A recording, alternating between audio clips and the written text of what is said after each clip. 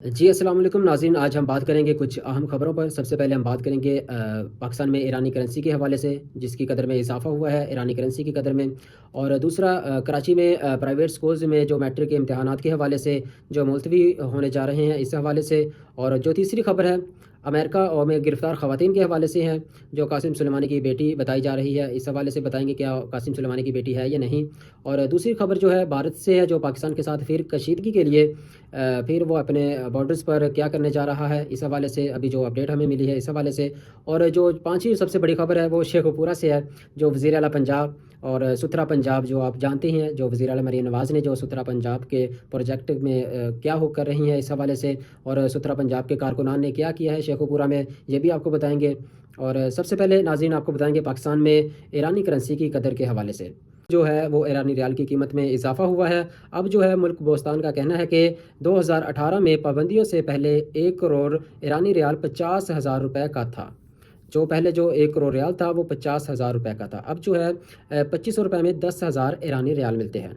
एक इसी करेंगे अमेरिका में गिरफ़्तार ख़वातीन के हवाले से। कुछ दिन पहले अमेरिकी वज़ीर ख़ारजा मार्को रूबियो ने कहा है कि हमीदा सुलेमानी आबशार और इनकी बेटी अमेरिका की ग्रीन कार्ड होल्डर्स थी और इन्हें गिरफ़्तार कर लिया है। तो अभी जो तस्दीकी ईरानी सरकारी मीडिया पे बयान आया है, उनका का शहीद कमांडर कासिम सुलेमानी की बेटी ने बयान दिया। उन्होंने कहा कि हमारा ना तो कोई करीबी रिश्तेदार अमेरिका में रहता है, ना ही वहाँ पे हम रहती हैं। हम तो हमारे कोई आस-पास के लोग भी वहाँ पे नहीं रहते, ना ही हमारे रिश्तेदारों में से, ना ही हमारे ख़ानदान में से। तो उन्होंने जो तस्दीक किया कि अमेरिकी जो वज़ीर ख़ारजा हैं, उन्होंने मार्को रूबियो, उन्होंने कहा कि 2 जो ख़वातीन हैं वो कासिम सुलेमानी की बेटियाँ हैं। बट ऐसा नहीं है, और ना ही वो गिरफ़्तार हुई हैं, वो ईरान में ही रहती हैं, तो ना ही वो कभी अमेरिका गई हैं। तो ये तो ईरानी मीडिया पर साहबज़ादी उनकी जो बेटी है उनका नाम है नरगस, उन्होंने ये बयान दिया है।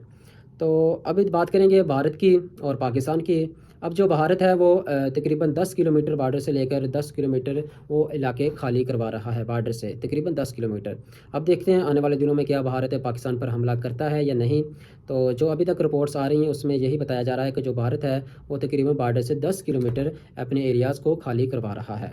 तो दूसरा नाज़रीन, जो पाँचवीं खबर थी हमारे पास वो शेखुपुरा से थी।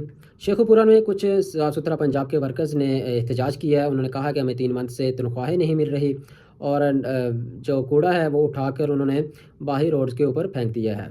आप मेरी स्क्रीन पे ये वीडियो भी देख सकते हैं, टिकटॉक्स पर भी और मुख्तलिफ़ प्लेटफ़ॉर्म्स पे, वहाँ पे मैं लगा दूँगा किस तरह उन्होंने कूड़ा फेंका है और किस तरह वो एहतजाज रिकॉर्ड करवा रहे हैं।